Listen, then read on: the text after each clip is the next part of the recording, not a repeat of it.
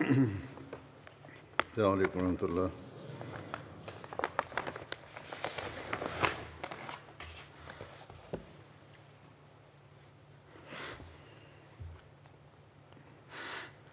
أشهد أن لا إله إلا الله وحده لا شريك له وأشهد أن محمدا عبده ورسوله أما بعد فأعوذ بالله من الشيطان الرجيم بسم الله الرحمن الرحيم الحمد لله رب العالمين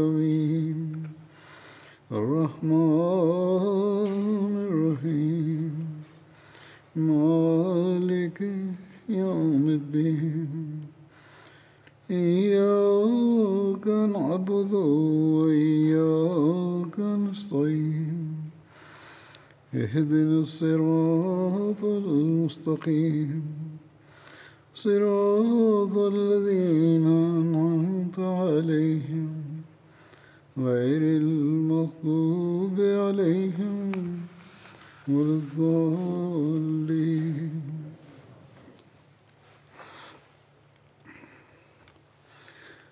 حضرت مسلم موعود رضی اللہ عنہ ایک موقع پر Dans un discours sur le thème de la prédication, Hazrat Muslim Maud a commenté sur les incidents de l'époque du calife Omar.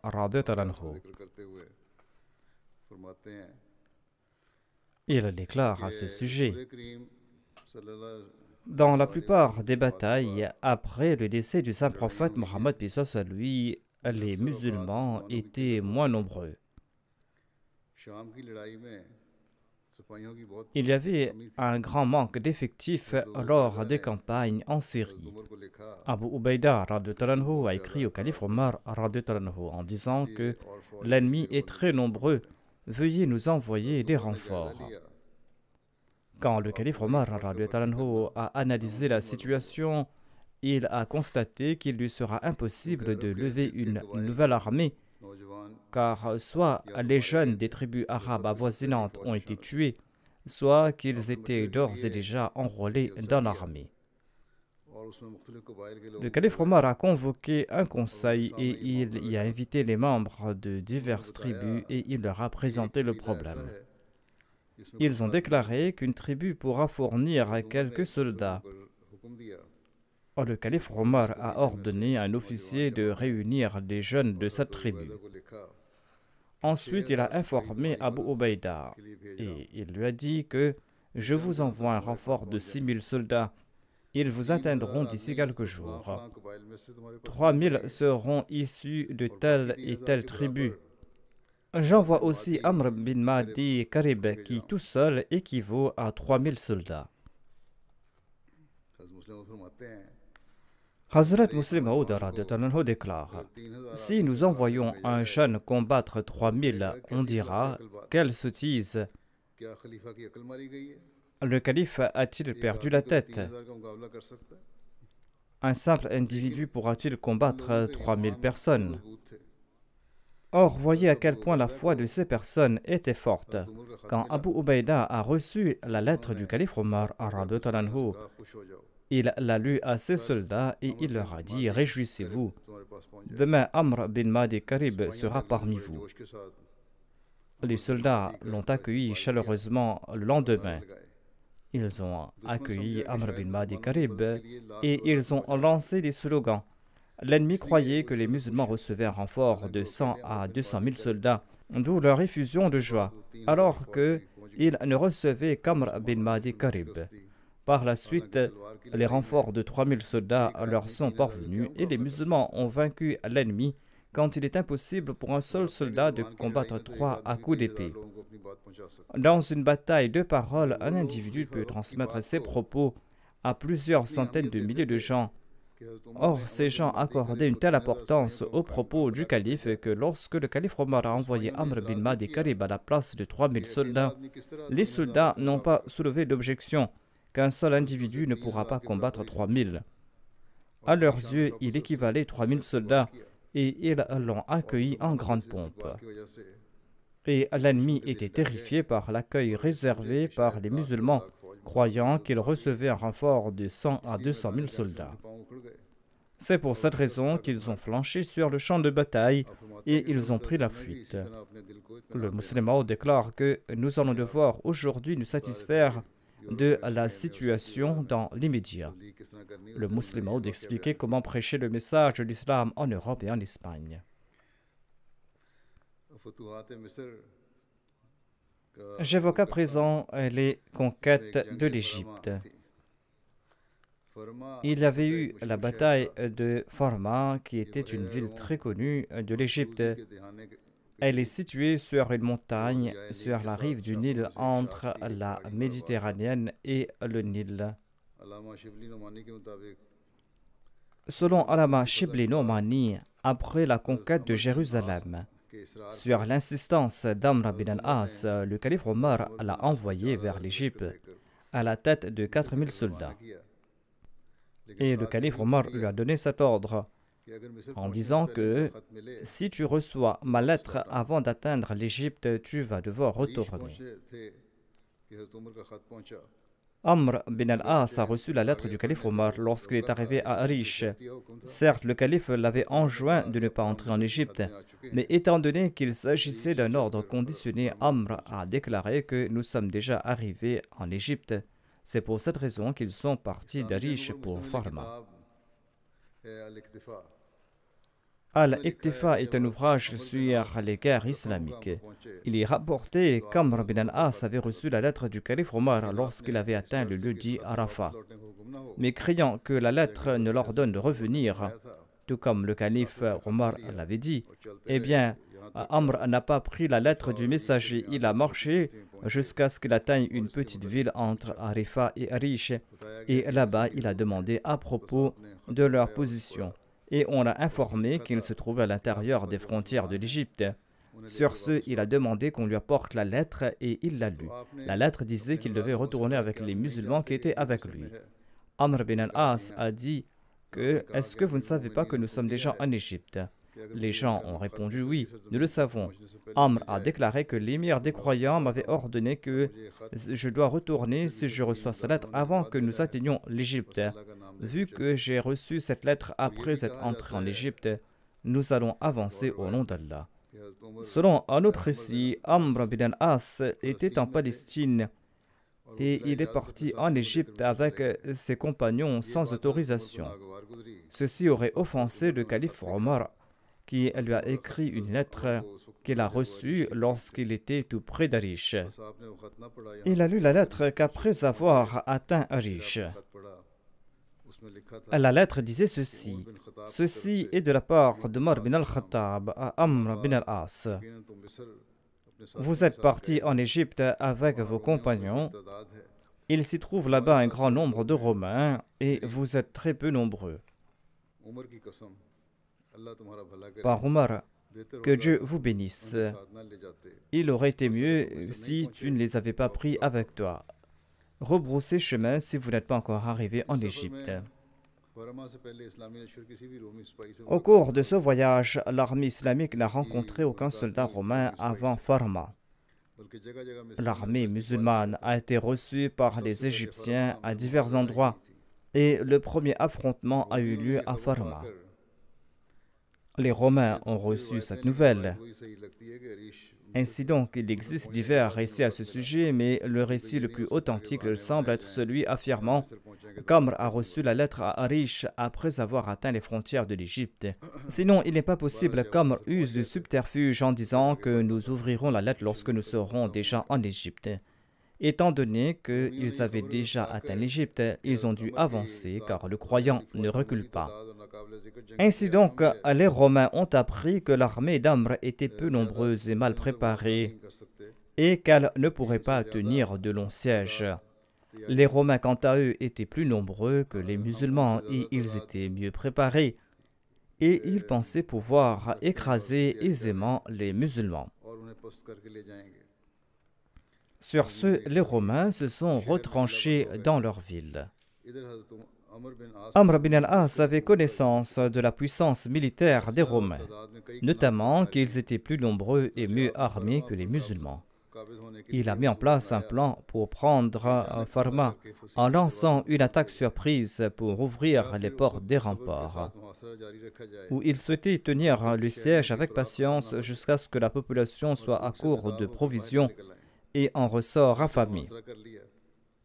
Les musulmans ont tenu le siège qui devenait de plus en plus dur et les Romains ne reculaient pas par entêtement.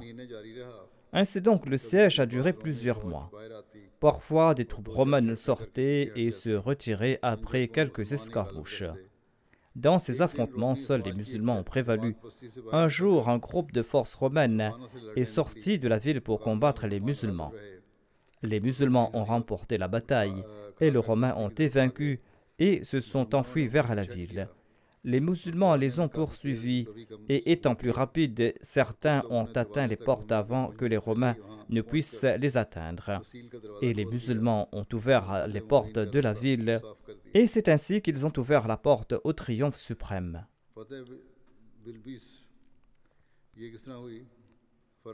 Comment s'est passée la conquête de Bilbis? Après la conquête de Farma, Amr bin al-As s'est tourné vers Bilbis et l'armée romaine lui a bloqué le chemin.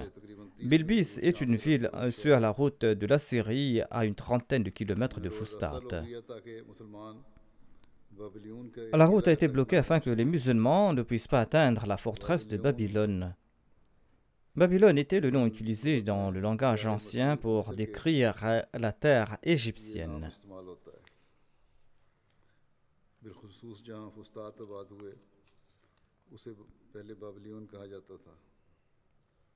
Là où se trouve Fustat à présent était nommé Babylone dans le passé. L'armée romaine voulait combattre là, mais Amr bin al-As leur a dit « Ne vous empressez pas jusqu'à ce que nous vous présentions ce que nous avons à dire pour qu'il n'y ait pas de doléances plus tard. » Amr bin al-As leur a dit « Envoyez-nous Abu Maryam comme ambassadeur. » Ainsi donc, les Romains n'ont pas livré bataille et ils ont envoyé les deux ambassadeurs. Ces deux ambassadeurs étaient des moines de Bilbis. Amr leur a proposé de se convertir à l'islam ou de payer la jizya. Et il avait aussi dit ce que le saint prophète Mohammed lui avait dit concernant le peuple de l'Égypte. Le saint prophète Mohammed lui avait déclaré « Vous allez conquérir l'Égypte. C'est un pays où la qira'a, une unité de mesure, est en usage.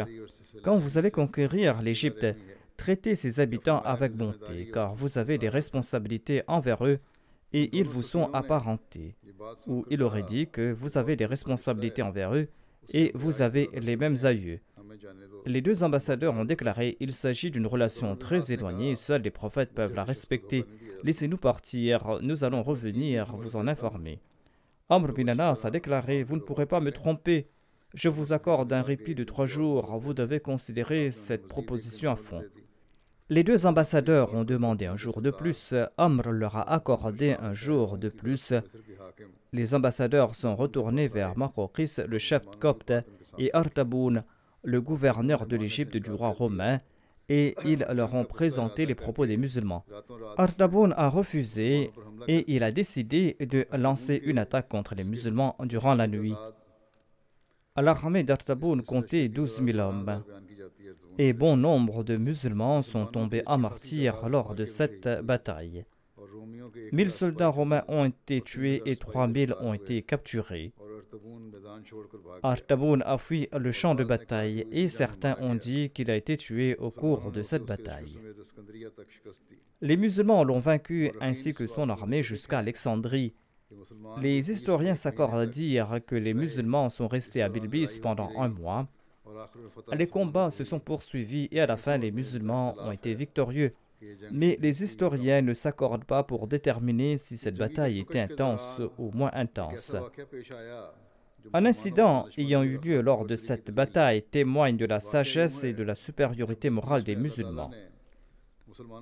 Une fille de Makhawqis a été arrêtée quand Allah avait accordé la victoire aux musulmans à Bilbis. Sa fille se nommait Armanoussa. Elle était la fille bien-aimée de son père. Son père voulait la marier à Constantin, le fils d'Héraclus. Elle a refusé ce mariage et elle s'est rendue à Bilbis avec sa femme de chambre pour une promenade. Cependant, lorsque les musulmans l'ont arrêtée, Amr bin al-As a convoqué une réunion de tous les compagnons et il leur a présenté ce commandement d'Allah. Hal jaza'ul ihsan illa al-ihsan. Hal jaza'ul ihsan illa al-ihsan. La récompense de la bienveillance peut-elle être autre chose que la bienveillance?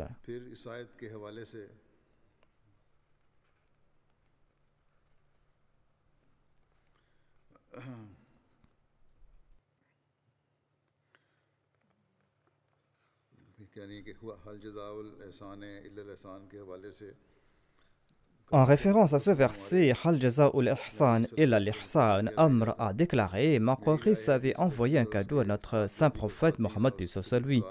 Selon moi, nous devrons renvoyer à Makhawqis sa fille et les femmes qui sont avec elle et ses serviteurs et tous les biens qui sont tombés entre nos mains.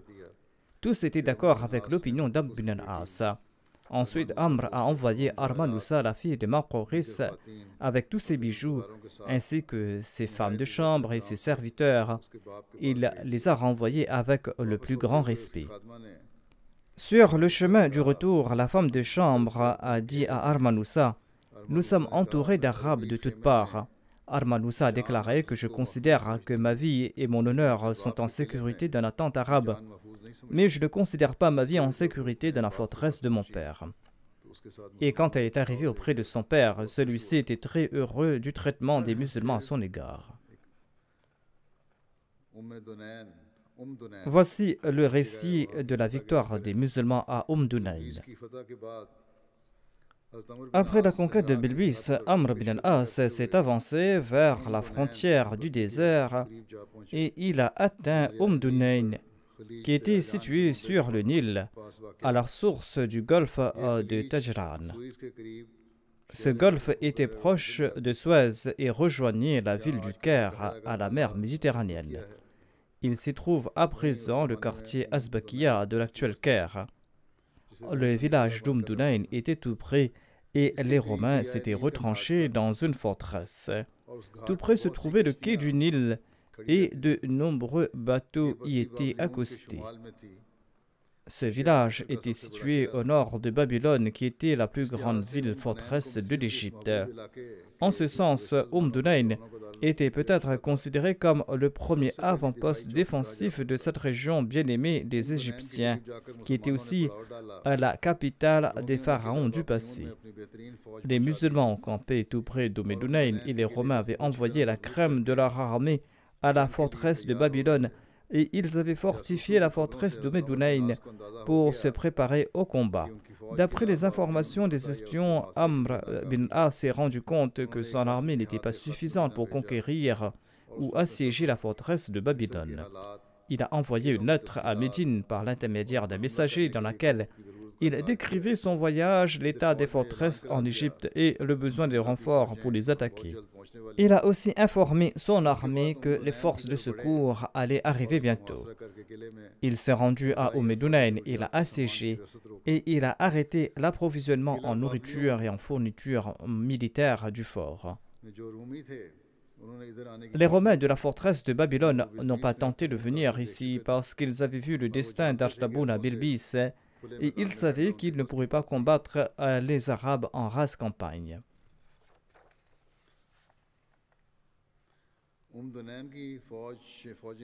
Les troupes d'Dunayn, cependant, se retiraient occasionnellement et revenaient après des escarmouches infructueuses. Plusieurs semaines se sont écoulées ainsi. Pendant ce temps, on a appris que la première armée de secours avait été envoyée par le calife et qu'elle allait arriver bientôt. Cette nouvelle a accru le courage et la force des musulmans. Le calife Omar a envoyé 4000 soldats pour aider l'armée musulmane en Égypte et il a nommé un émir sur chaque 1000 soldats.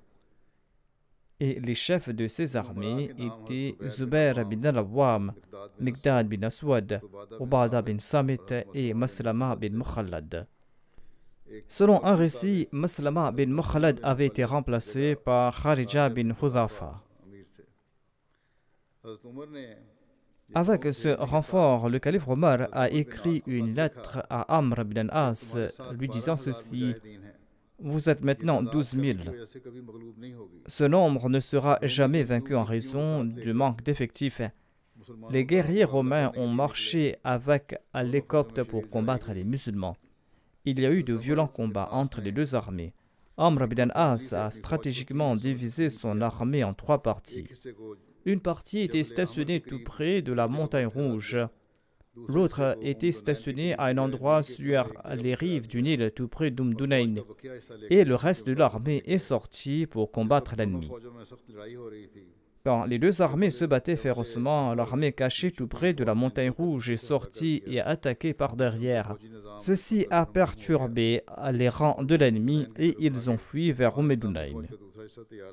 L'autre partie de l'armée islamique était prête là-bas et elle leur a bloqué le chemin. C'est ainsi que l'armée romaine a été prise entre les 3 armées des musulmans et a été vaincue.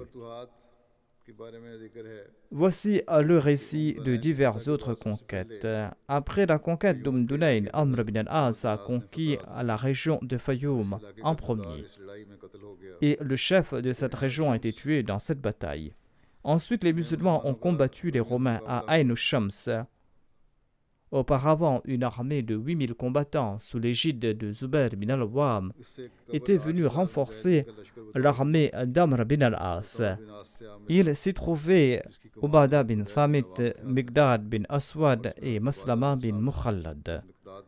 Les musulmans ont remporté cette bataille. Les musulmans ont conquis toute la province de Fayoum.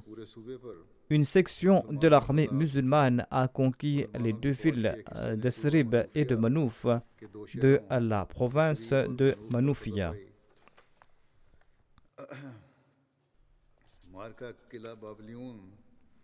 Ceci est un récit sur la bataille de Babylone ou sur la conquête de Fustat. Après la conquête d'Umdunayn par Amr bin al-As, les musulmans ont marché vers la forteresse de Babylone et l'ont assiégée. Cette région s'appelle désormais Fustat. La raison en est que la tente se dit Fustat en arabe. Lorsqu'Amr bin al-As a ordonné de lever le camp après avoir conquis le fort, par hasard, une colombe avait fait son nid dans sa tente. Quand Amr bin al-As a vu cette colombe et son nid, eh bien, il a ordonné que la tente soit laissée là. Et quand le calife Omar est revenu d'Alexandrie, il a fondé une ville tout près de la même tente. Et c'est pour cette raison que cette ville a été nommée Fustat. Le nombre de gardes du fort était estimé à 5 à 6 000 et ils étaient armés de la tête jusqu'aux pieds. Amr a assiégé la forteresse de Babylone. Il s'agissait d'une forteresse très solide après celle d'Alexandrie. Elle était construite en briques et elle était entourée par les eaux du Nil de tous les côtés. Elle était en fait située sur le Nil et les navires et les bateaux venaient aux portes du fort.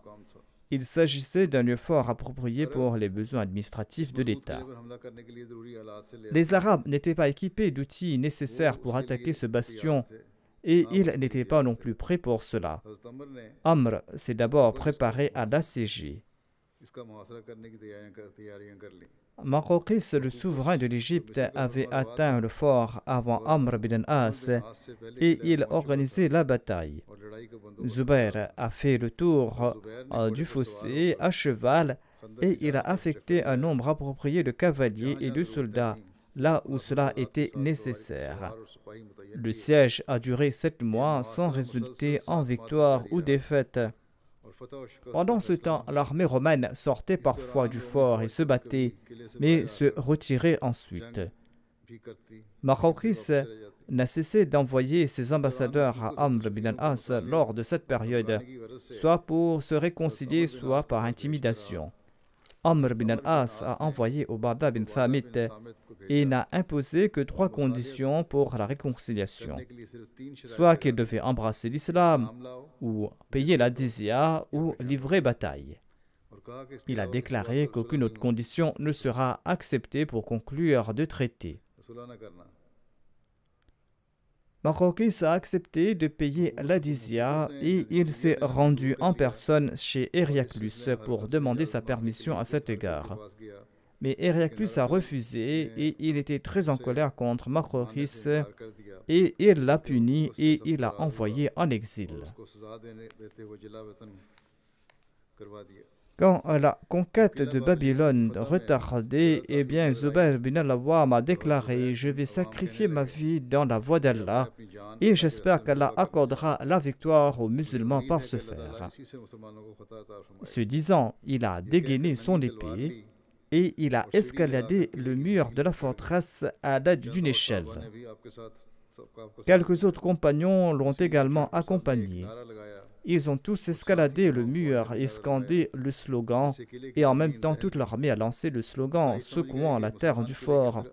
Les chrétiens ont cru que les musulmans étaient entrés dans le fort, et ils se sont enfuis tout dépités. Zubayr est descendu du mur, et il a ouvert la porte du fort, et toute l'armée est entrée et a combattu et a conquis le fort. Amr bin al-As a garanti leur sécurité à condition que l'armée romaine parte avec quelques jours de provisions et ne touche pas aux stocks et aux armes de la forteresse de Babylone, car elles étaient les butins des musulmans. Par la suite, Amr bin al-As a détruit les dômes de la forteresse de Babylone et les hauts murs et les forts. Après la conquête de la forteresse de Babylone, l'armée islamique a conquis d'autres régions et d'autres forts en Égypte.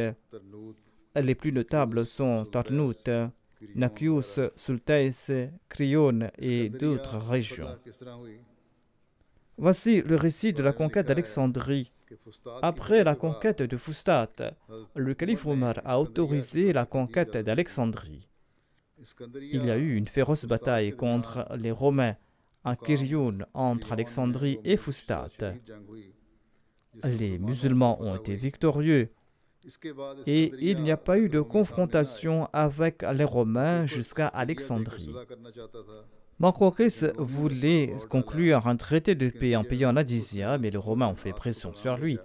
Suite à quoi, Makhawqis a envoyé un message à Amr bin al-As que lui et les Coptes n'étaient pas impliqués dans cette bataille et qu'il ne fallait donc pas les toucher.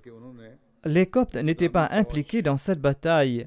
Ils se sont rangés du côté de l'armée islamique, ouvrant la voie aux musulmans et en réparant les ponts. Et pendant le siège d'Alexandrie, les Coptes ont continué à approvisionner les musulmans. L'on peut déduire l'importance d'Alexandrie du fait qu'elle était la capitale de l'Égypte lorsque les musulmans l'ont conquise. Après Constantinople, Alexandrie était considérée comme la deuxième ville la plus importante de l'Empire byzantin. D'ailleurs, elle était aussi la première ville commerciale du monde. Les Byzantins savaient très bien que si cette ville tombe entre les mains des musulmans, cela aura des conséquences désastreuses. Héraclius, tout tourmenté, avait même dit que si les Arabes conquéraient Alexandrie, les Romains allaient périr. Et Héraclius en personne a fait des préparatifs pour combattre les musulmans, mais il est mort lors de cette période. Son fils Constantin est devenu roi à sa place. Alexandrie avait une position défensive unique en raison de son emplacement solide et en raison du grand nombre de défenseurs. Le siège d'Alexandrie a duré 9 mois. Le calife Omar était inquiet et il a écrit une lettre disant ceci: « Peut-être avez-vous sombré dans le luxe en demeurant là-bas. Sinon, la victoire n'aurait pas tardé. Encouragez les musulmans à accomplir le djihad et lancer l'attaque. » Après avoir lu cette lettre du calife Omar aux troupes, Amr bin al-As a appelé Ubadah bin Thabit et il lui a remis le drapeau. Les musulmans ont lancé une attaque féroce et ont conquis la ville. Amr a envoyé un messager à Médine et il a enjoint de partir aussi vite qu'il le pouvait pour offrir les bonnes nouvelles à l'émir des croyants. Le messager est monté sur un chameau et il a atteint Médine après avoir parcouru les différentes étapes. Ayant atteint Médine à midi et pensant que c'était l'heure de la sieste, il s'est rendu directement à la mosquée du prophète avant de partir voir le calife. Par coïncidence, le domestique du calife Omar est passé par là et lui a demandé d'où il venait et qui il était. Le messager a dit que je viens d'Alexandrie. La domestique est allée annoncer la nouvelle au calife et elle est retournée dire au messager: l'émir des croyants vous appelle. Le calife s'apprêtait à marcher sans attendre et il maniait son manteau. Lorsque le messager est arrivé, en entendant la bonne nouvelle de la victoire, le calife Omar est tombé à terre et il s'est prosterné en action de grâce. Il s'est rendu à la mosquée et il a annoncé as-salat al-Jarmiya. En entendant cela, l'ensemble de Médine s'est présenté. Le messager a décrit les conditions de la victoire devant tout le monde. Le messager s'est rendu chez le calife pour un repas et le calife lui a demandé: pourquoi est-ce que tu n'étais pas venu directement?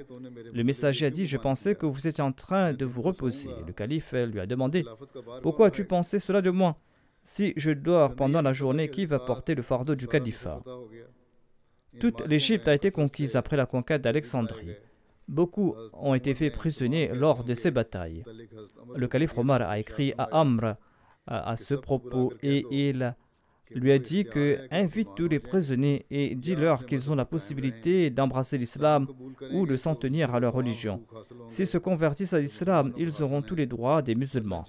Sinon, ils devront payer la jizya qui sera prélevée sur tous les ennemis. Lorsque cet édit du calife a été présenté aux prisonniers, beaucoup parmi eux se sont convertis à l'islam et beaucoup sont restés fidèles à leur religion. Et lorsqu'une personne professait sa foi en islam, les musulmans scandaient Allah Akbar. Et lorsqu'une personne annonçait sa foi dans le christianisme, tous les chrétiens lui présentaient leurs félicitations et les musulmans s'affligeaient. Certains orientalistes ont fait grand bruit à propos de l'incendie de la bibliothèque d'Alexandrie. Mais quelle en était la réalité?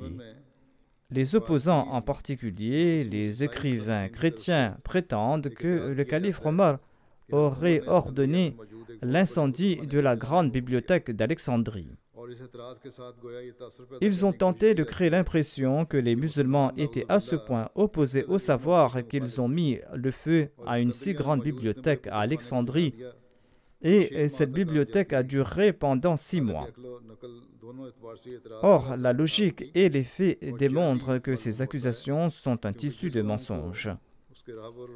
Le saint prophète Mohammed lui avait en effet dit à sa nation que la quête de la connaissance est un devoir incombant à tout musulman. Et le saint prophète Mohammed lui avait aussi enjoint aux musulmans: cherchez la connaissance même si vous devez partir en Chine. Il existe d'ailleurs des dizaines de règles et de versets dans le Saint-Coran encourageant la quête de la connaissance et de la contemplation. Ainsi donc, accuser les musulmans d'avoir brûlé des bibliothèques est contraire aux principes de la raison et des faits. De plus, de nombreux érudits, y compris des chrétiens et des Européens, ont rejeté ce récit et ont prouvé que l'histoire de l'incendie de la bibliothèque d'Alexandrie était une invention et un mensonge. Mohammad Reza, un érudit égyptien, mentionne cet incident dans son ouvrage Sira Omar Farouk. Il déclare: l'accusation de l'incendie à Alexandrie a été mentionnée par Abul Faraj Malati. Il en a fait mention dans un petit livre d'histoire. Cet historien est né en l'an 1226 après Jésus-Christ et il est décédé en l'an 1286 après Jésus-Christ. Il écrit qu'au moment de la conquête, un certain Jean-Baptiste ou Yohanna an-Nahwi, qui était un prêtre copte et qui était connu parmi les musulmans sous le nom de Yahya, appartenait à la communauté chrétienne des Jacobites et il s'est ensuite converti à la doctrine chrétienne de la Trinité. Il avait demandé à Amr bin al-As des ouvrages de médecine du trésor du royaume. Amr bin al-As a répondu « Je pourrais dire quelque chose à ce propos après avoir demandé permission au calife Omar. » Il s'agit en fait d'une histoire fabriquée de toutes pièces, mais je cite cela à nouveau pour réfuter cette objection. Le calife Omar a répondu « Si le contenu des livres que vous avez mentionnés est conforme au livre d'Allah, alors ce qui est dans le livre d'Allah nous suffit et nous n'avons pas besoin de ces autres ouvrages. Si le contenu de ces ouvrages est contraire au livre d'Allah, en ce cas, nous n'aurons même pas besoin de ces livres, ainsi donc vous devriez vous en débarrasser. » Amr bin al-As a commencé à trier ces livres sur les termes d'Alexandrie et les a brûlés dans les fours. C'est ainsi que ces livres ont été brûlés en 6 mois. Ce récit n'a pas été mentionné dans le recueil de Tabri, ni chez Ibn Asir, ni chez Yaqoubi, chez Kindi, ni chez Ibn Abdul Hakam ou Baladri, ni par Ibn Khaldoun. Seul Abul Fahraj en a fait mention au milieu du XIIIe siècle de notre ère et au début du 7e siècle de l'Hégire, sans mentionner aucune source. Le professeur Butler a fait des recherches sur Yohanna an-Nahwi et il a écrit qu'il n'était pas vivant en l'an 642 après Jésus-Christ lorsque la bibliothèque aurait été incendiée. Selon l'encyclopédie britannique, Yohanna an-Nahwi aurait vécu à la fin du 5e siècle et au début du 6e siècle de l'ère chrétienne, et on sait que l'Égypte a été conquise au début du 7e siècle. Sur cette base, le professeur Butler a déclaré à juste titre que Yohanna an-Nahwi était déjà mort à l'époque. Ainsi donc, la personne qui est citée comme source dans cette accusation mensongère était décédée bien avant l'incident.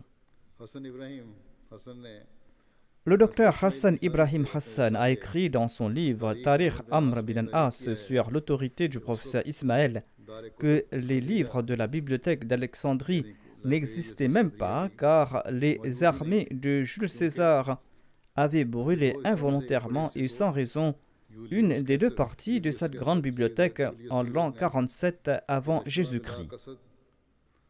La 2e partie de cette bibliothèque a été perdue à la même époque. Et ceci a eu lieu sur l'ordre du prêtre Théophile au cours du 4e siècle. Le professeur Butler écrit que l'histoire d'Abul Faraj est tout simplement farfelue et risible. On aurait pu brûler ces livres une seule fois et en peu de temps. Et s'ils étaient brûlés en 6 mois, beaucoup d'entre eux pourraient être volés. Les Arabes ne sont pas connus pour avoir détruit quoi que ce soit, a dit le professeur Butler. Gibbon écrit lui-même que les enseignements islamiques s'opposent à cette tradition. Selon les préceptes de l'islam, il n'est pas permis de brûler les livres des juifs et des chrétiens au cours d'une bataille. L'islam a autorisé l'usage des livres sur la science, sur la philosophie, sur la poésie et sur la religion. Les musulmans avaient été interdits de nuire aux églises et à leurs objets dans les zones conquises et l'islam avait même accordé la liberté de culte aux zimmis. Peut-on accepter que l'émir des croyants aurait ordonné l'incendie de la bibliothèque d'Alexandrie? Dans son ouvrage Tasdiq Brahini Ahmadiyya, le premier calife de la communauté Ahmadiyya a répondu lui aussi à cette objection. Il déclare « Suite à la requête de Philoponus Hakim et de Fajil Ajal, Amr, le commandant de l'armée musulmane, a demandé des directives au calife sur cette bibliothèque. Le calife aurait déclaré qu'il devait être brûlé immédiatement et les hammams seraient demeurés chauds pendant 6 mois selon cette accusation. Ainsi donc, c'est là l'accusation qui est portée contre l'islam. Le premier calife de la communauté Ahmadiyya déclare: cette objection n'est qu'inimitié du clergé, elle est dénuée de réalité. Réfléchissez un peu, a-t-il déclaré.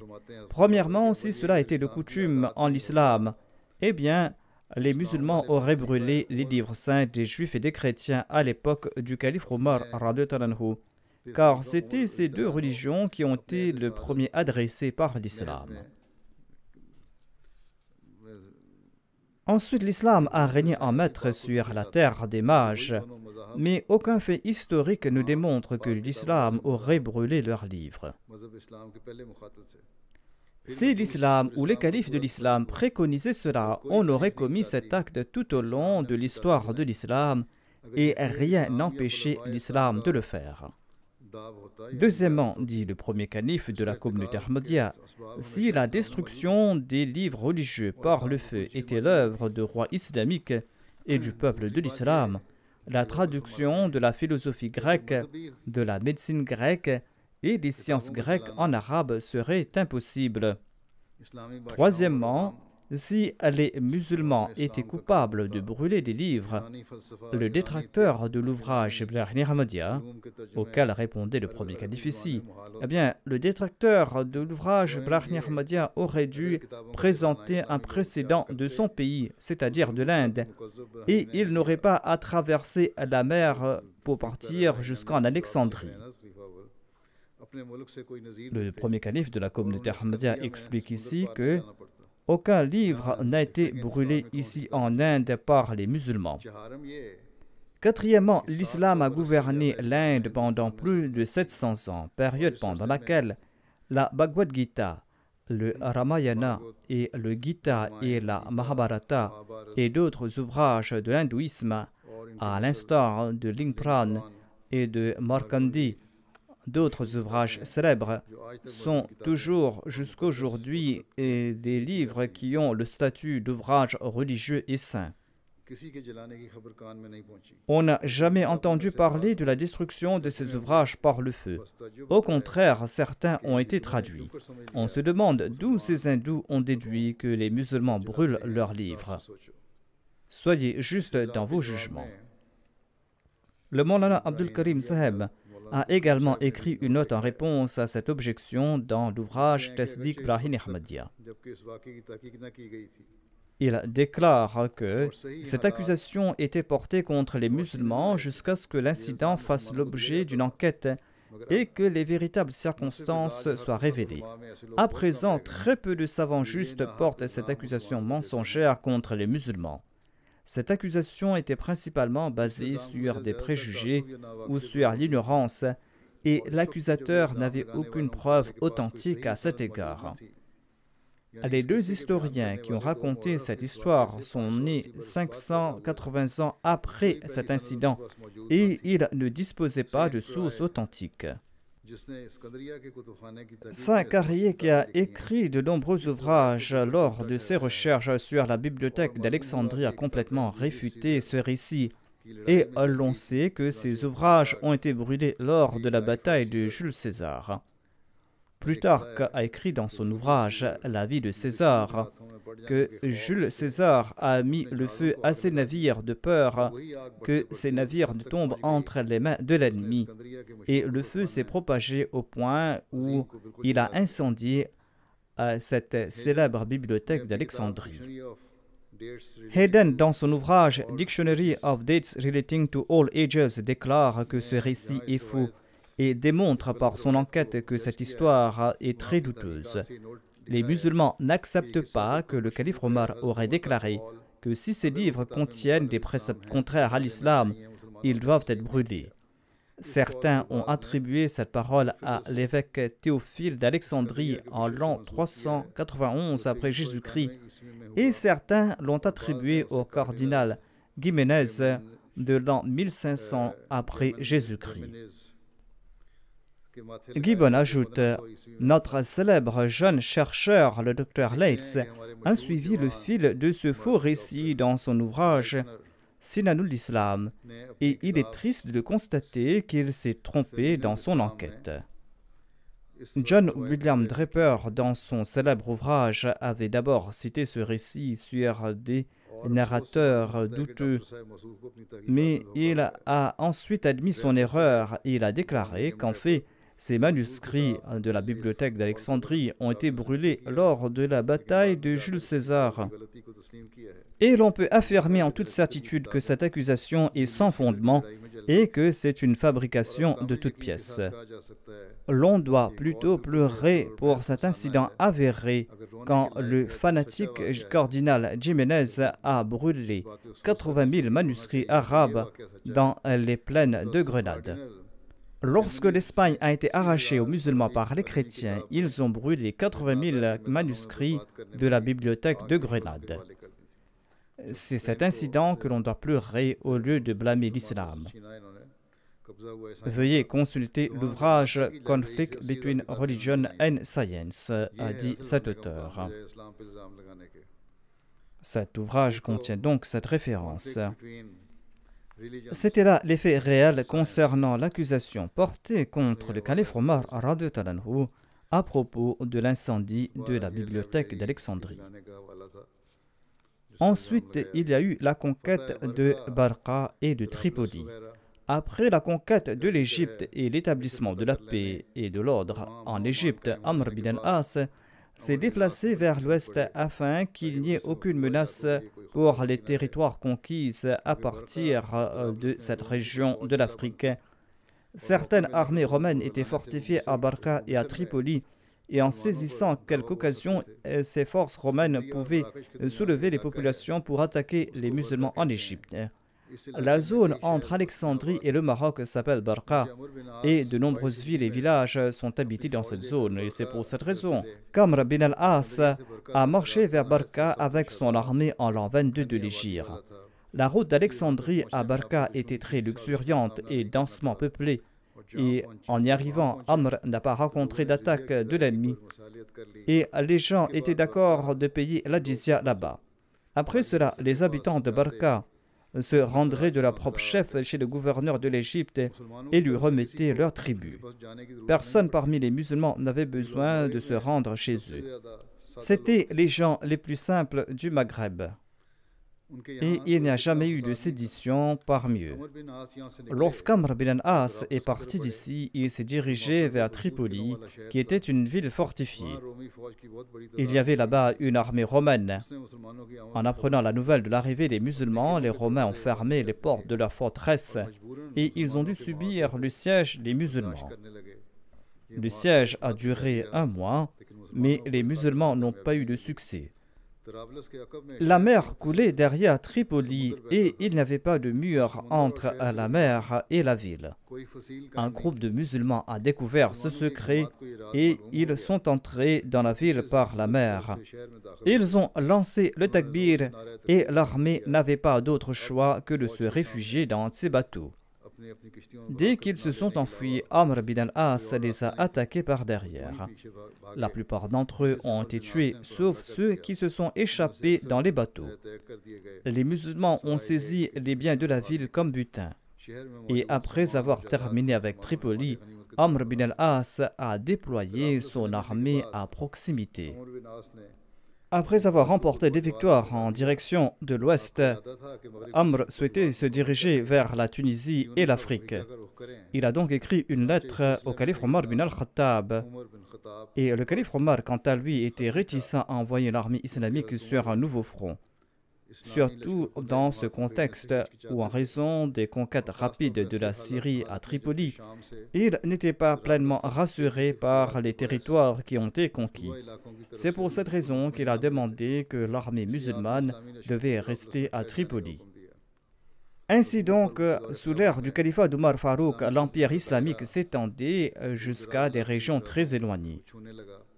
L'empire islamique apparaissait sur la carte du monde sous la forme d'un seul pays, s'étendant des fleuves Jahoun et l'Indus à l'est au désert d'Afrique à l'ouest et s'étendait de la même manière des montagnes du nord de l'Anatolie et de l'Arménie au nord jusqu'à l'océan Pacifique et la Nubie au sud. La Nubie est une région sud de l'Égypte qui est très vaste. cet empire islamique regroupait des différents peuples, différentes religions et différentes nations et civilisations. Il est question ici de tout l'empire musulman et pas uniquement de la Nubie.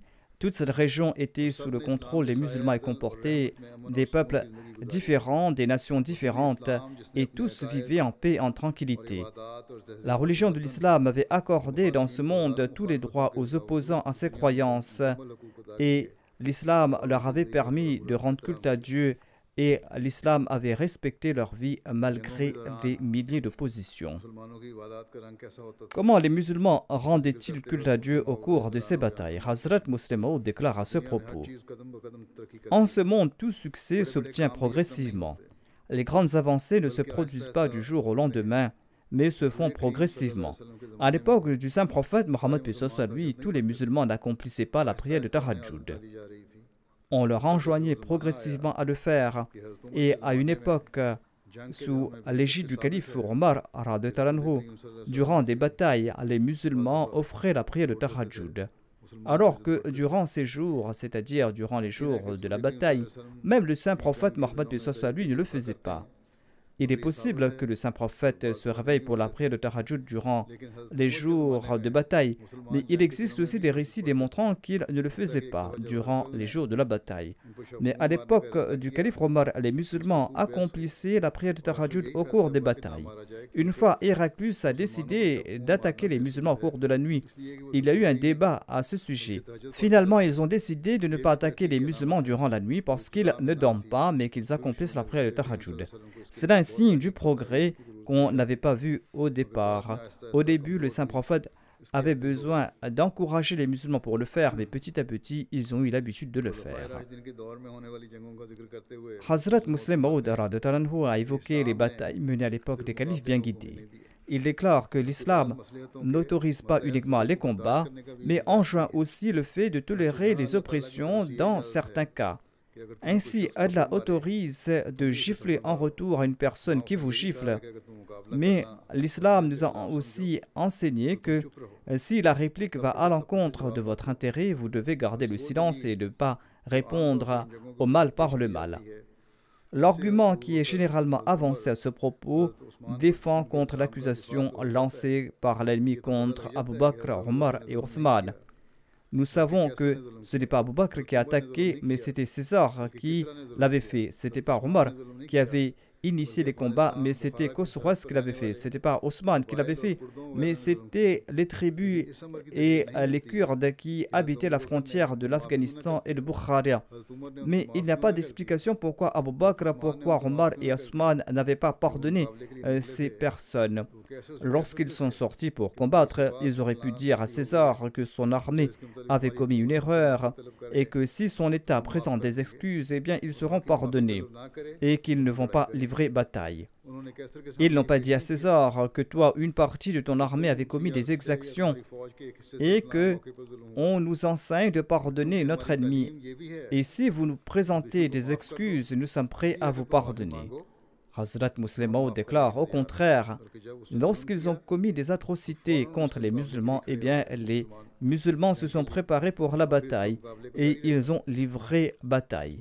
Lorsque les soldats de Khosroes ont attaqué la frontière irakienne, alors, d'un point de vue politique, le combat entre les compagnons et les soldats de Khosroes était tout à fait légitime. Mais d'un point de vue moral, Omar aurait pu dire à Khosroes, il est possible que tu n'aies pas ordonné ce combat et que les soldats aient attaqué de leur propre chef et que nous sommes prêts à ignorer cette attaque à condition que vous présentiez vos excuses et à condition que vous présentiez vos remords. Mais ils ne l'ont pas fait. De même, à son époque, Othman n'a pas dit à ses ennemis que vous avez commis des atrocités. Mais étant donné que la religion nous enseigne le pardon, c'est pour cette raison que nous vous pardonnons. Au contraire, il s'est préparé pour le combat et il a envoyé ses troupes. Quelle en était la raison? Hazrat Muslim Maud explique: si nous réfléchissons à ce propos, nous allons constater que Abu Bakr savait que Chaque fois que la menace extérieure sera moindre, les émeutes internes vont éclater.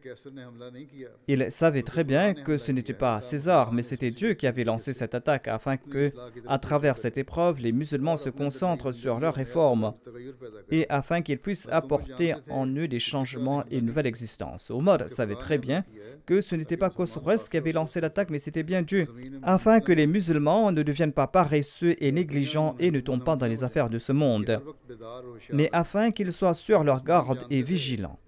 Ousmane savait que certaines tribus n'avaient pas attaqué les musulmans, mais que c'était Dieu qui avait lancé cette attaque afin que les musulmans soient sur leur garde et afin qu'ils fassent naître en eux un nouvel esprit et une nouvelle vie. Hazrat Muslim Maud avait mentionné cela dans un de ses sermons. Par la suite, le Muslim Maud avait conseillé la communauté. Il faut parfois passer par des épreuves, des tribulations, afin de pouvoir progresser, afin de pouvoir accomplir ce progrès spirituel. Si nous n'oublions pas ce principe aujourd'hui, face aux épreuves et face aux tribulations, il faut comprendre que ces épreuves sont un moyen pour nous rapprocher de Dieu et c'est cela qui va nous mener vers la victoire.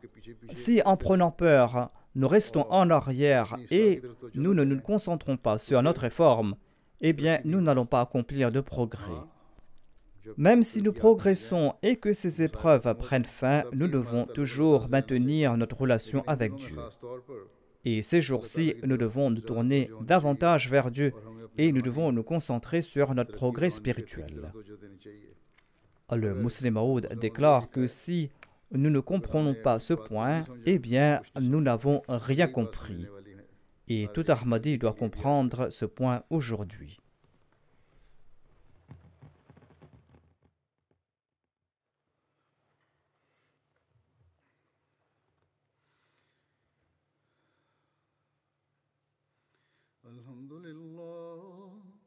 الحمد لله نحمده ونستعينه ونستغفره ونؤمن به ونتوكل عليه ونعوذ بالله من شرور أنفسنا ومن سيئات أعمالنا من يهده الله فلا مضل له ومن يضلل فلا هادي له ونشهد أن لا إله إلا الله ونشهد أن محمدا عبده ورسوله عباد الله رحمكم الله إن الله يأمر بالعدل والإحسان وإيتاء ذي القربى